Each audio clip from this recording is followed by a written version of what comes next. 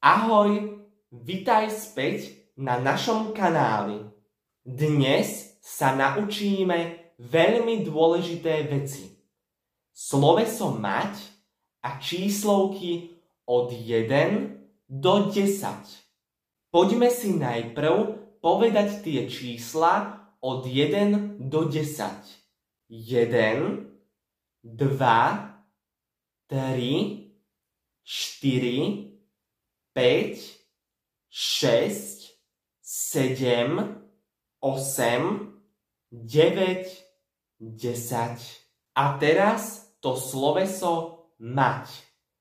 Ja mám, ty máš, on, ona, ono má, my máme, vy máte, oni majú. Teraz si povedzme nejaké príklady.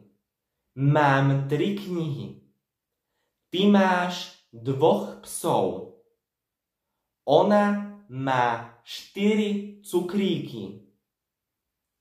Babka má 7 mačiek. Vy máte 2 byty. Výborne!